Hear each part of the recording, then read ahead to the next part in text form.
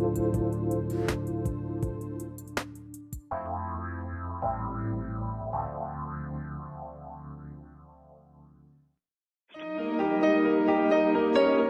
to the Dr. Pat Show. Talk radio to thrive by. Powerful, inspiring, and coming to you live, bringing you stories of people like you and me, busting through and living life full out. Get ready to dare to wonder what your life would be like if you knew you could not fail. Hey, everybody, welcome to the show. Hey, we have got a great lineup for you today. 2 hours of it, too, like just amazing.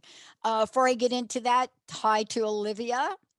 Of course, she is a producer that's making everything look great on our Facebook page at Transformation Talk Radio. And Benny, of course, has been my producer for 17 years, and he is doing the same over there on YouTube and across the airways, AM and FM. Good day to both of you. Howdy. Hello, hello. So we got a really good, cool thing to talk about today. You know, I've been waiting for a long time. I'm not even going to say how long, but I've been waiting to have a conversation with someone about how to bring the energies of healing, the energies of consciousness together. And, you know, one of those things that we battled for a long time in this state, Benny, right, was the legalization of marijuana, cannabis, especially early on for healing. We were so out in the forefront, pounding the doors down, saying, man, people are suffering. You know, this has been known to do this and this and this. But when you take a look and you look at a person like my guest today, Christopher Kilham, who's joining me here today, the author of the book, one of the books, one author, one book, but he's got a bunch of things he's done. When we look at the Lotus in the Bud, and we look at this new guide on how to blend cannabis and the practice of yoga, are we literally stepping into something we innately know belong together? And thanks to his work over years of bringing the dialogue to a level that both people on the alternative side and now the mainstream side, and that's what we've tried to do here as the new mainstream, bridge the gap to say that this is for everyone. But today, what you're going to find is why it is for everyone and what this is about, this work that can transform the deepest and darkest crevices of our life. Christopher, great to have you. Pat, it's great to be on your show today. I love your enthusiasm and I love how well informed you are. This is one book. This is one book we're talking about, but you are a lifetime champion, right? You're known as the medicine hunter. You have been on radio, television, articles. I mean, it has been there. And I want to ask you this question. I know you probably didn't plan to write the book and say, I think there's a pandemic coming. Let me write the book. And like so many of us, here we are. I want to ask you this question. In your experience, Christopher, there have been a lot of challenges, a lot of obstacles to bring your platform to the forefront. How have you come past those challenges and obstacles of the past to be received in the moment? Well, I think it really boils down, you know, my wife Zoe and I talk about this a lot. It's a matter of staying true to your work. I mean, in the early 1970s, when I was promoting yoga and herbs, people like me were referred to pretty pejoratively in the media as fruits, nuts, and flakes, you know, and that hurt some people's feelings. It didn't really hurt mine. I just accepted it as the tone of the times. But by staying with the principles and practices that I believe in, healthy lifestyle, you know, being a good, decent person, compassionate, and all of that, and meditating and practicing yoga and promoting organic agriculture and all the many things I do. You know, what I find is that just by persisting in that good work and not really being influenced by whether you're getting positive media or negative media, but just, you know, keeping a direction, sort of, you know, letting spirit be the pole star by which we navigate. That's really what has enabled me to do good work in times in which there have been lots of critics, do good work in times in which people have been, lavish with their praise. In times like this, it's really just staying true to your dharma, staying true to your path, and accepting that circumstances rise and fall, and goodness and badness come and go, and that's really not something to distract you from your purpose. Absolutely. And that's why I wanted to ask you that question, because one of the things I know, and you and I had a previous conversation on one of your previous books talking about ayahuasca. Here we are today. And, as I look through your book, and definitely the shout out to Zoe, right? As I went through your book, I was so awesomely surprised when I opened the first page and there's a message from you on the safe use of cannabis. And I want to start with that because a lot of the objective information that I've gotten, especially in the treatment of Lyme disease now for the past 15 years, really talking about modalities and what works and what doesn't, people always come to the place of how is it safe? Here you come and you're like, let me address that out of the gate. Why was this super important to you? It sounds like you got a few bumps and bruises like I got over the Well, years. I mean, let's start with the basic Yeah. fact that in all of known human history, there is not one single case of a person dying from cannabis. Not one. Right. I mean, you'd think at least somebody would have done something stupid like stuff it up their sinuses and suffocated themselves or something, but nobody's ever died from cannabis. 6,000 people die of alcohol poisoning in the US every year. Like about 60,000 kill themselves in traffic accidents. People die of all kinds of things, but cannabis is very safe. It was vilified terribly in the 1930s, and that led to its prohibition, which is just wrong-headed in every way. So basically what I wanted to say and did say in the opener to The Lotus and the Bud was, look, this stuff is safe, and don't give it to kids. Don't get high and operate a chainsaw. Don't get high and operate an airplane. Don't do stupid things. Don't practice dentistry while you're high. Be reasonable. But I also want people to understand that we're talking about a pretty benign plant. And for those, few people who react poorly to it or don't get on with it, well, just don't put it into your lifestyle. That's all. But I really wanted to put the safety out there with all of the appropriate warnings, right at the get-go. And, we're looking at, and we're going to talk about this later in the show because I really want to talk to you as well about the beautiful harmony between, looking at cannabis and yoga together, right?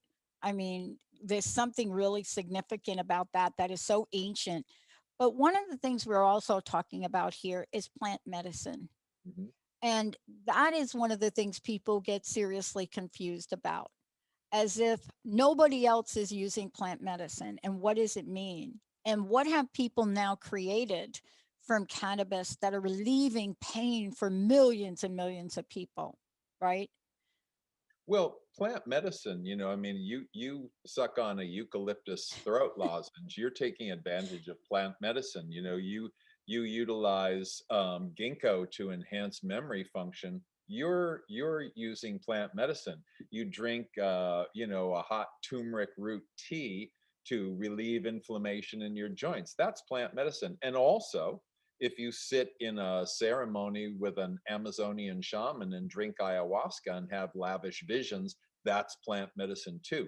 In my work as a medicine hunter traveling all over the world, I investigate all of these things, whether it's tea in China, coffee in the different places that it grows, acai, cat's claw. I mean, you name it, I'm investigating it out there. And in the realm of plant medicines, we have psychoactive plants like coffee, for example, which does stimulate the mind and wakes us up, or kava, which is very relaxing and tranquility promoting.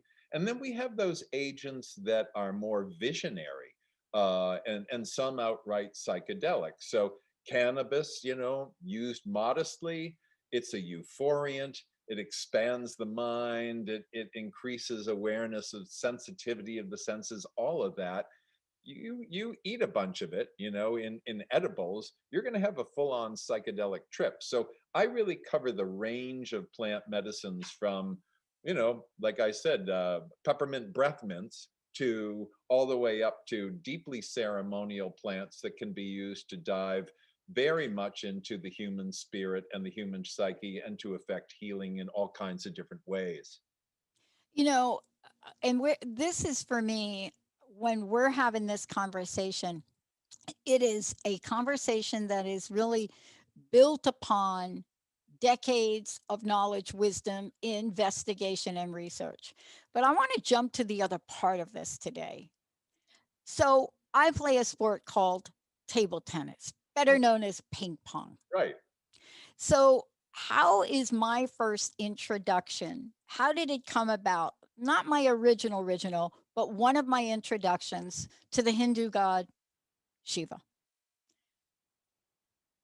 My partner, my table tennis partner, these are a part of her traditions. But here today, there are many gifts. There are many gifts that come from when we look at this presence that taps both into the conscious and the subconscious. And you literally feature this and highlight this in the book. So while we're talking about yoga and cannabis, we're talking about them together, but also I think your reference is gifts from. Well, in Hindu mythology and in their understanding of how the cosmos works, which Yep. is one of many understandings of how the cosmos works, and everybody has a piece of it. Um, to them, the god Shiva bestowed yoga upon humanity and also bestowed cannabis upon humanity so that people could have an elevated and euphoric experience. And from time immemorial, we know that these two in certain traditions have been utilized together. And so really what I wanted to do was bring that from antiquity, explain some of my experiences in, temples in the Himalayan region and other places, traveling through Siberia and seeing where it emerged from the ice age, and carry that forward to today's times where really for the first time, more visibly and publicly, we have cannabis yoga classes all over the place, ganja yoga, ganjasana, all of that. So we've really, as we do with so many things, we've taken something from antiquity, two things that have gone together for thousands of years in many traditions, and brought them forward and put our kind of modern imprimatur on this whole thing as well. You know, what I love about the book and what you say and what you bring to the forefront is you're tapping into how we are emotionally and how we are evolving into a new space because in part by the level of crisis we've been enduring. And I know more people now that would jump at reading your book than I did 2 years ago, right? Um, and it's a wonderful thing. It's a wonderful thing. Thank But you. one of the things people get shocked by when they come in my home are these different representations of the lotus. Mhm. And they ask me, "What is up with you and the lotus?" And I say honestly, I don't know. I'm not studied in it. I don't know. You might find a crystal one over there. You might find a candle one over there. You might find all of this over here. But this book is called The Lotus and the Bud. And there's something about the lotus and the energy of it that attracts more people for reasons they cannot pinpoint. And here you are highlighting it. What is it that we are eager and yearning to learn about that energy, Chris? Well, I think that some things show us very well. I mean, many things show us their intrinsic beauty. But there's something that we get about the lotus that is also symbolic at the same time that we apprehend its beauty. I mean, lotuses are beautiful flowers. But also, as I say in the book, they're rooted in mud and they come up from that to the surface of the water, and then they open up and they give this grand display of these beautiful symmetrical petals, often with blues and pinks and other colors, and they're really quite splendid. And in many traditions, in the ancient Egyptian traditions, in the yoga tradition, in Buddhism, the lotus has become a symbol of inner refinement, of peace and equipoise, so that that floating on the surface of the water, that beautiful way of sitting unperturbed on the surface, just showing beauty, becomes really emblematic of what's possible with spiritual practice. And first and foremost, my book, The Lotus and the Bud, is about spiritual Yeah. practice. And in these, I, I have, I mean, I didn't come up with this idea, but it's very easy to be spiritually joyful and expansive when everything is going well.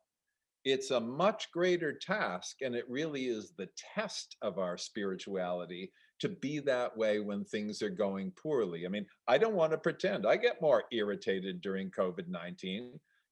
For like 26 years, I was an explorer traveling the world at least Yeah. half my time. I've been at home since last February. That's difficult. Um, but it's in these pressure cooker situations that we get to, I think number one, more people seek refuge in the Dharma. They seek refuge in spiritual peace and find, okay, this is a time to really test that and to work on that. It's easy when it's easy. It's harder when it's hard. Oh, it absolutely is. And that's why, for me, I said this at the beginning. I'm sure you didn't sit down and say, "Oh, let me write a book that's really gonna." I mean, right? I'm. No, I didn't plan it for You the didn't plan it, pandemic. but sometimes, look, the laws of the universe. Whatever the God of your understanding spirit is that you believe in, whatever tradition that is, there is a common theme throughout. And I want to talk to you about this because it has to do with this beautiful marriage of the lotus and the bud. There's something that happens when we trust. Now, I'm not telling you what to trust in, but I say trust. A lot of people say let go. A lot of people, there's a lot of language around this. But in practical terms, the experiment of doing this now, the experiment of reading your book and putting it into practice now is really something that people will be able to say, I didn't have a solution for that yesterday. I didn't have it last week. But somehow I woke up today and there is a knowing. Well, How can we talk about that to help people understand both the power of these energetic channels, as you call them in the book, right? The energetic channels, the activation of our chakras to help us be awesome in everyday life, because that's always a missing piece for people, I think. I kind of liken it to piano wires. I like the metaphor of piano wires. If you've ever held a piano wire in your hands, it's a hunk of wire, it's a hunk of metal, okay? But in a piano, if you work at it with a wrench, you can actually stretch it just a little bit to get a perfect tone. And what happens in yoga practice, which to my satisfaction, having practiced daily for 51 years, um, yoga practice really works on the nervous system, among many other things. And as we stretch those nerves when we practice many of the postures, for example, we get that perfect tone. We get that harmony. We get that sense of, okay, that's the right note. And what I have found to my satisfaction and have learned from an ancient tradition is that when you add cannabis to this, and I'm not talking about getting really loaded, I'm not talking about No. dabbing for a half hour and then practicing yoga, but getting a boost from infusing with cannabis however you do it, that the two of them together amplify a sense of spaciousness, amplify a sense of personal expansion and relief of mind, help us to be much more sensitive in all of our senses, and also make us more aware of the natural energies that are flowing within us at all times. We have at any moment in time millions of volts of energy working in our bodies, and we don't experience it that way. We don't experience it as though we're like tapped into the high powered lines, hanging on with our hands, having all this voltage going through us. But that is exactly what is taking place. And so, if we can dive deeply, as I like to say, the deeper you go, the lighter you get. If you can dive deeply into just the natural energies within you, if you can tap into that, then the sense of additional strength, of spiritual clarity, of greater awareness is very, very satisfying and harmonizing. And that is what helps people through difficult times. And this is one of the things I love about the book, and but it's really a reflection of you and your work. I mean, this is really, we're talking about a book, The Lotus and the Bud, but we're really talking about the culmination of your life experience, what you've discovered and what you've seen. What the investigative side of things really looks like when we put things on paper.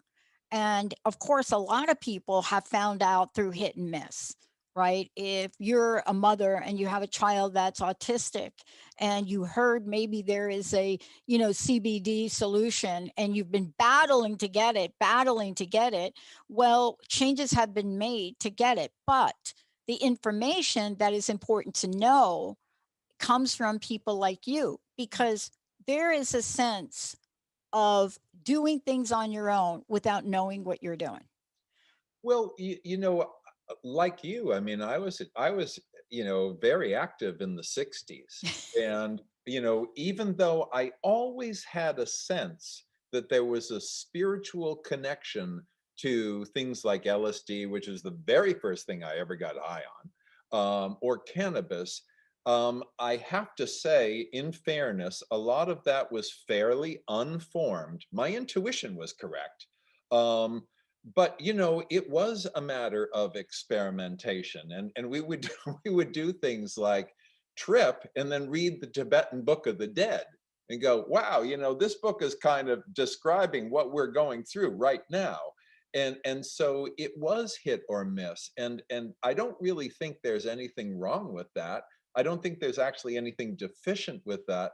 But I do think that if you want to gain deeper insight into anything, if you can study it in Yeah. ways that you can really understand, then you can have a greater appreciation for what you're up to. And so I've just been very fortunate over time to dive very deeply, simultaneously into yoga practice, which has been endlessly fulfilling for me, and also into cannabis in all of its forms and all over the world. And we're going to talk about that. I want to, before we jump to that when we come back from the break, I want to remind Benny we have 3 copies of the book to give away. Why don't we go ahead and do the first one? 1-800-930-2819, The Lotus and the Bud. And by the way, we are taking your questions. If you have questions for Chris, please give us a call. That would be great. Also taking your questions on our instant messaging. Go over to transformationtalkradio.com, type in your question, and we'll make sure we get it on here. One of the things that I think is important, and which I discovered along the way, is the misunderstanding of yoga. Mhm. And I say that because that is essentially, after 17 years doing this, after having multiple people on the show and really getting a sense of what people think about yoga and what the practice is about, there is a gap. And I know that there have been celebrities out there that are closing the gap and trying to make it more mainstream. Why is it so misunderstood? Or maybe not from your perspective, you don't see it. I see it from where I live, and even in talking to my friends, and then I can't explain it. But I'm going to send them this show. Well, I think in answer to your question, Sure. to a lot of people, yoga sounds weird or strange. Yes. And I think the fact that it derives from the East and has sort of that exotic, kind of overlay to it, for some people that's helpful, for some people it's not. Okay, it just kind of makes it a little bit more alien, a little bit more weird. But basically, the greatest yogis I have ever met, all they do is sit. Yes. They're not doing headstands. They're not doing the fourth level of Ashtanga yoga, and bending over backwards and kissing the heels of their feet with their noses. They're not doing that. They're sitting. They're just being human beings, radiating goodness and energy because of their deep inner capacity to really comprehend spirit. And while we take all kinds of things from antiquity and we modernize them, and we do some good things with them, we do some stupid things with them. Yoga certainly can be about having a better body, about having a firmer butt and good abs and all that stuff, but that really misses the point. Yoga is about integration. As I mentioned at one point in the Yeah. book, a Hawaiian elder said a beautiful thing that I never forgot. He said, "True healing puts into order the body, mind, and spirit with the past, the present, and the future."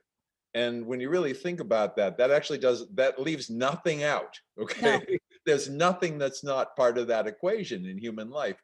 If we can if we can engage, in real yoga practice, which is about meditation and breath work and certain postures and dietary principles and practices of behavior that support a clear and healthy mind and good life and, compassionate thought toward others, then we're really in the yoga practice. And as one scripture I like says, a yogi must know the medicines. And one of the great yogic medicines is cannabis. And that's what we're going to talk about when we come back. The many forms of it, confusion between CBD, THC, what it is, what it's not, what's now available to you. Certainly, Chris is available. Please, everybody, go to medicinehunter.com, 1-800-930-2819. We've got 3 copies of Chris's book to give away. It is filled. When we come back, we're going to talk about the bud.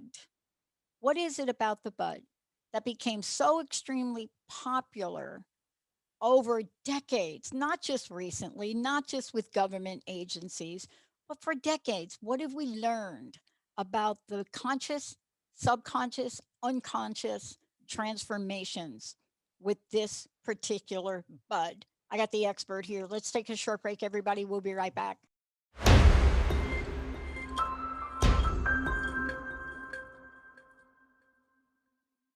Thank you, Benny. Welcome back, everybody. Chris Kilham joining me here today. Look, the book is called The Lotus and the Bud. And what I want to say about it, I read it once and then I reread it this morning because there were certain things I wanted to zoom in on. And a day brings a new series of questions. Somebody must have said that, Chris. Um,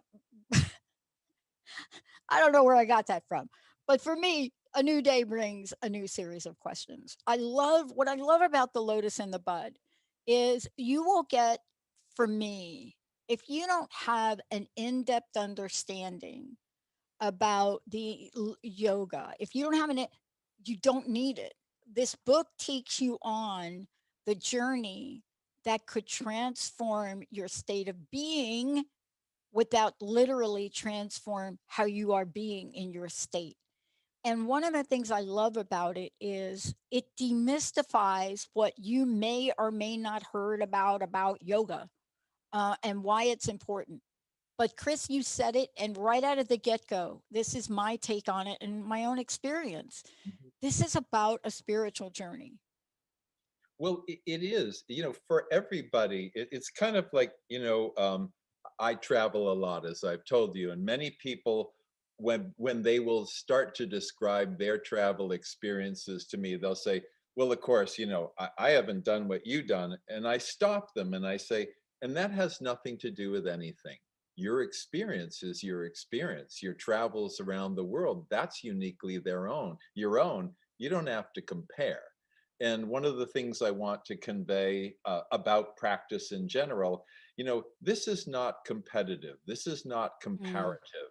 This is something that a person can go on. As I like to say, your practice is at your edge of attention, your edge of energy, your edge of concentration, your edge of strength and flexibility. That's where you practice. And I do like to demystify things. I mean, one of the things that I find just very unfortunate in the spiritual scene in general is mystic mumbo jumbo. Yeah. People who try to mystify things and make them sound grandiose. You can understand yoga practice. That's the simple fact of it. You can understand cannabis. That's the fact of it. And if you just get a little bit of information, as in my book and with some of the other teachers who are very good at presenting this, then you can understand how they go together. And then you can apply that in your life, in your way, at your pace, as it works for you. And that's really the whole point of this. One of the things I want to touch upon, and then I want to jump right into one of the questions from one of our listeners that came in, is as I read through the book, for me, what I really latched on to was this is about the human nervous system. And by the way, our human nervous system right now is being, what's the word? The rubber band has been stretched. It's starting to have a little fringe rip in it. Right. You've got to get it some relief. And we're not talking about go to here and spend $50,000 or go to here and do this. We're talking about something now that is so available to people. We're Well, talking about yes. yoga. We're talking about learning it. We're talking about doing it, aren't we? We are, and really all you need is some flat ground and preferably some privacy Yeah. and just a little bit of a set aside of time, whatever your practice time is going to be. And you don't need special equipment. You don't really need special clothing. I mean, there's endless clothing out there Yeah. for yogis, but and some of it's very, very cool, but you don't need it. And so it's something that, I mean, as I said, I travel all over the world. I've done yoga in 1,000 different hotels, and lodgings and cabins and places all over the world, on boat docks, on beaches, whatever. You can take it with you anywhere. And that is the beauty of practice. I have two questions now that have come in. I want to get to them because we're talking about the bud now. Okay. We're talking about the bud. Um, I want to just tell you personally, for me, anytime I do a show like this, I will have inevitably somebody that wants to come on and have me reset my sobriety date for talking about this. But this is a bigger conversation than that. This is a different conversation, especially for somebody like me who learned about yoga, who learned about CBD in the middle of a mystery disease when my cells stopped working. I was 100 pounds heavier and I had no other place to go. And I was dying in my own body. And I hope people don't have to get to that place to read something that they can change. But I'll tell you, Chris, I was doing this show. I kept paying for airtime, a lot of money. And Mhm. I knew that it wasn't about that. And yet I found I started to get my body in a place where it could heal. And whatever my doctors were doing could start to work. And people ask me how. Mhm. And I said, I left it up to spirit, but I don't tell them what we're talking about today. There are things we could do. So, our first question that came in from Sarah, thank you, Sarah, so much from this. Sarah, is that you? Are you over? Where are you? Tennessee? Okay, that's a good abbreviation. Here's the question. Thank you. Thank you, medicine man. Thank you, medicine hunter, but it's okay. Medicine man's okay.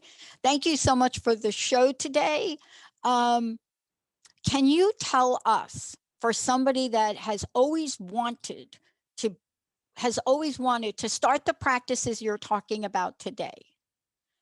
There's so many different ways to do it. I get confused. I don't know if I can practice yoga with my favorite musical chant. Then they say that's not meditation. So please, Mr. Medicine Man, help me out. Okay. I love our listeners. I love them. There are That's what I was thinking. there are so many ways to practice. Um, yoga's not one thing. I mean, the intent of yoga is all the same for integration and unity and harmonization of body and mind and spirit. But, like anything else, if you say to people, it's a good idea to exercise, for example, some people are going to think that means train for a 10K. Yeah. Some people are going to think that means go to the gym every day. Some people are going to think that means take a walk in the woods. Whatever, or whatever it is, there are hundreds and hundreds of ways to exercise. There are also many approaches to yoga. Some practices are, gentle and easy. Some are very rigorous and gymnastic. And the trick is to find what works for you. If you find that putting on your favorite music and practicing works for you and gets you in the groove, do that. You may not do that forever, or you might. It doesn't matter what somebody else is doing.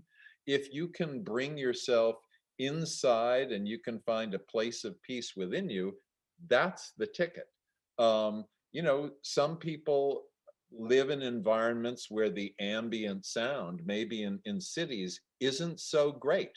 You're Right. hearing sirens, you're hearing dumpsters, you're hearing taxi horns.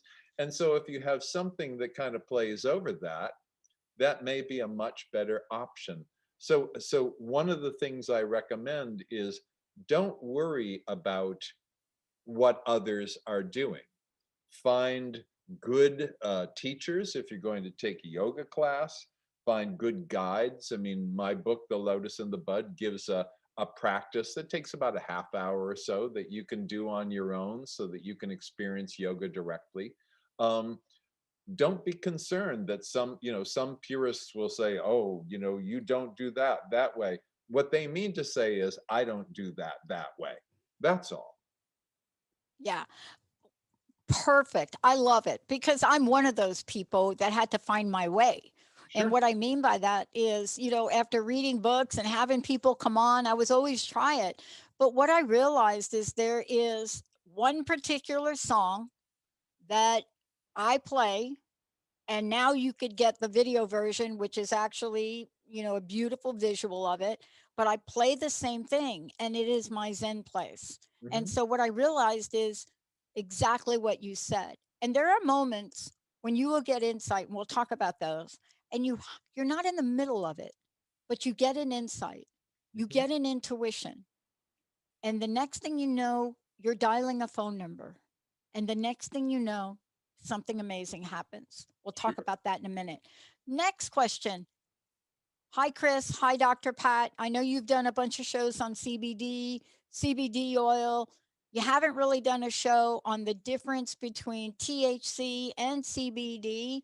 And I think this is a bud question. Yes, Okay. this is a bud question, but it is a really important question.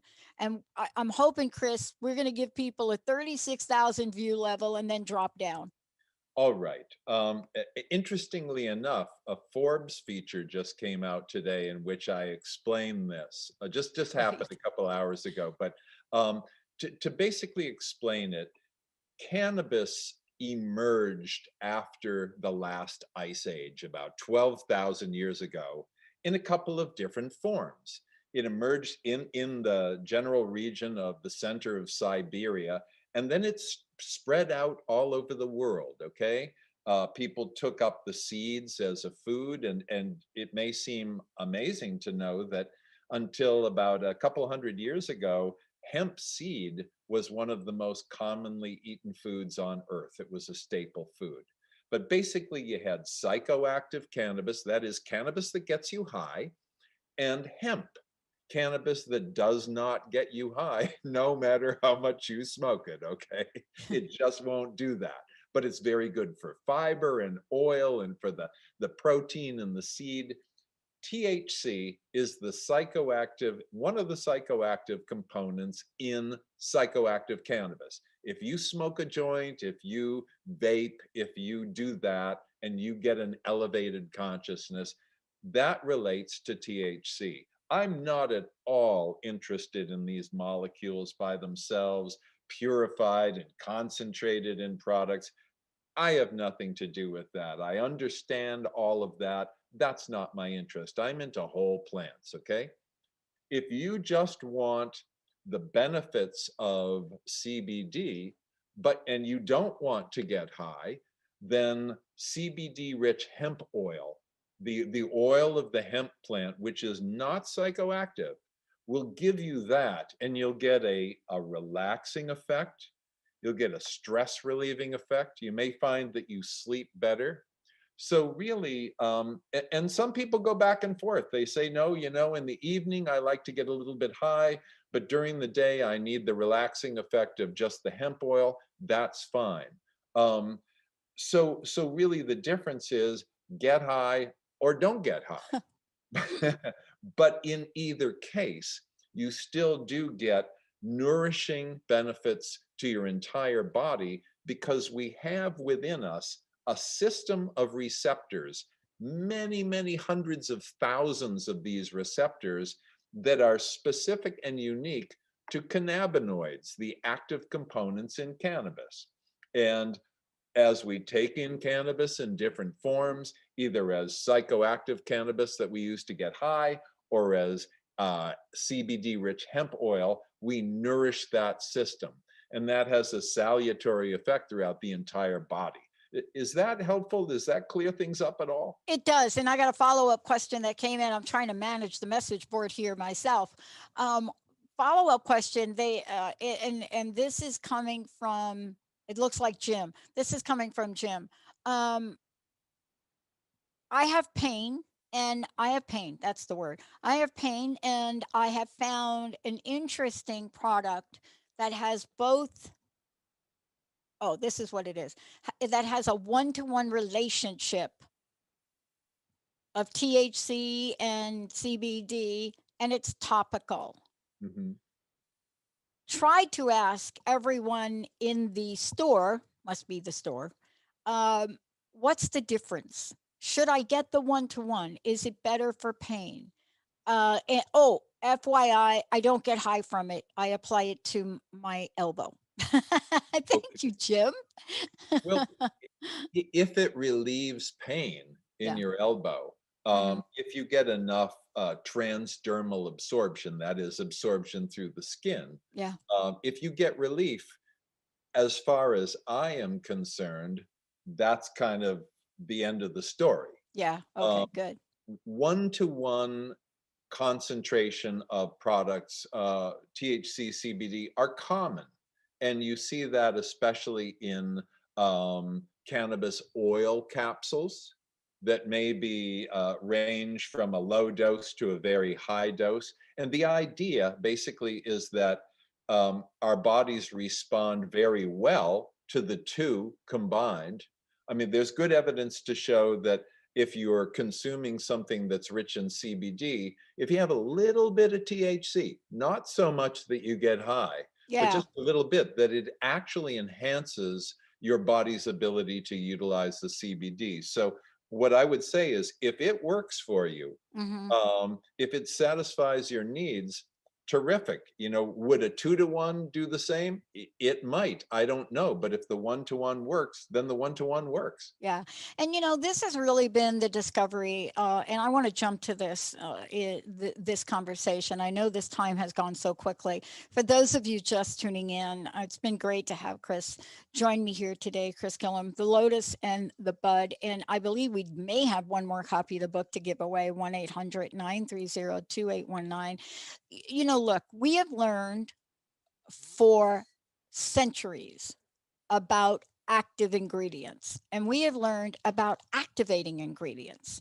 For example, I learned the other day, if you take a little pinch of baking soda, now I don't mean like a whole lot, like a little pinch, like a pinch, and you put it in like the drink you're drinking, or you put it in your spaghetti sauce, which you know is going to just make you like totally uncomfortable afterwards. That agent does something to diminish your result from eating the sauce. So we know about these activating agents, we know about them. And we're learning more about them when it comes to plant medicine, right? We're learning about if you put this with this, it does this. I am Well, one to say yeah. this: read Chris's book, go to his website. And what I like to say, and maybe you agree and don't, is you don't have to experiment anymore. There is knowledge out there, there are things you can learn in how to progress the evolution of your spiritual journey. Well, everybody, my grandfather was a minister. And he was a very, very good one. And he was the type that, he visited people in the hospital and he married people and he, baptized their kids and he spent time with the sick and he counseled people. He was really a very significant servant of others. And he said the funniest thing, he said, absolutely everybody in my congregation has a different religion. And it didn't bother him. He accepted that everybody took in the information from sermons and other things and then digested it in their own ways and then understood it in their own ways and acted on it in their own ways, and that no two were really the same. And I do think that a lot of what you're saying is correct, that you can get some good teachings, and hopefully people will find good teachings in the Lotus and the Bud that Yeah. go a long way to saving you time and energy from just sort of wandering the landscape without direction. However, you're still going to go on your own personal journey. No Your kidding. journey is going to be different from mine. It's going to be different from yours. Um, and that's the beauty and the wonder and the discovery of the spiritual path. We may all set out on the path, but the path turns out to be different for all of us. And I think that's true. I mean, one of the things that I alluded to earlier is what happened when I sat down and I read your book, and it was really interesting. I had just finished a session with one of my mentors, and I've been looking for an apartment. I got to tell you, if you apartment hunting here in the Pacific Northwest, and the rental rates are just ridiculous. And I looked at this one place close to where I live now, Chris. I mean, true story. This happened last night, Mhm. and I looked at it, and somebody had put an application in. And I looked at it and I said, it's gone. Never going to get it. It's gone. And that had to be, I don't know, like 2 weeks ago. But last night, I got the book. I read in the book. I'm just thinking, got the computer because I like to get ready for stuff. The picture of this place came up. Mm. I picked up my cell phone. I called. And what I found out was, yeah, the applicants are not a good fit. And I was like, and I talked to the woman about it, and she wanted to know about me. And I said, you want a bio of me? Just Google me and you can find out about me. But it's one of those things that, if you think about everything you just said in the show today, it's one of those moments that happen that have to do with allowing, that have to do with everything you've talked about, that have to do with meditation, that have to do with calming the nervous system. And it may seem benign to a lot of people. Really? Okay, so what's the big deal, Pat? You found a number, you called it? My nervous system around this issue was a mess. Mhm. See, Sure. this is what we have to do to help people say, this is the practice, but this is the end game you can achieve. Do you know what I mean, Chris? I do. I mean, look, we can only influence so much in our lives because we also live on a planet with 7.5 billion other people who are also influencing the world. But within our own capacity to integrate, we can have a sort of a better directorial role.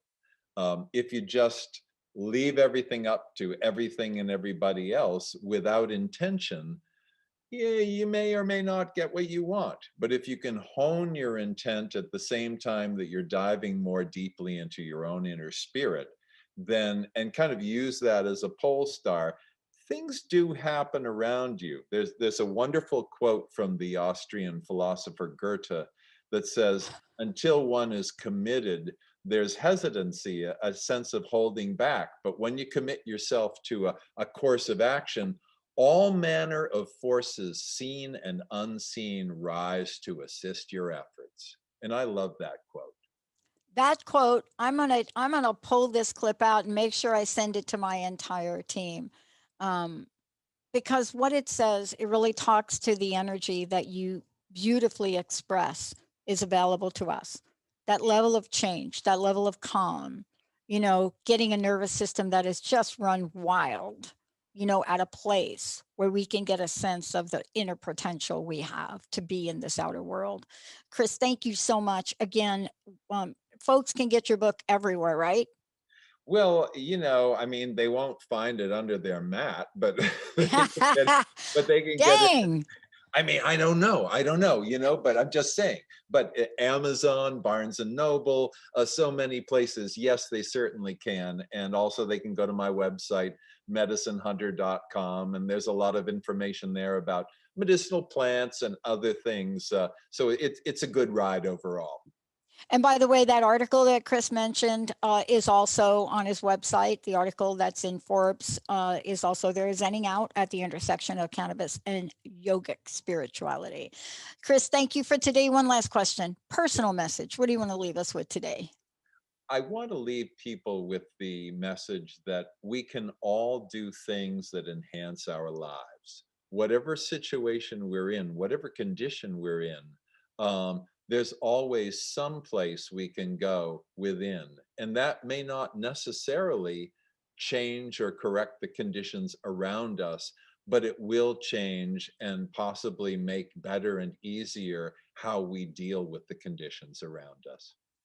Wow. Thank you so much for everything. You For bet. those of you that are wondering what we're talking about, it is about many things, but it's especially about Chris's book, The Lotus and the Bud, Cannabis, Consciousness, and Yoga Practice, right?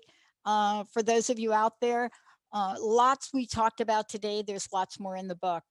Please enjoy. Thank you, Benny, for pushing all the right buttons. Thank you, Olivia, for making this stream beautifully. We'll be right back. We're going to take a short break. We'll be right back with Sue Storm.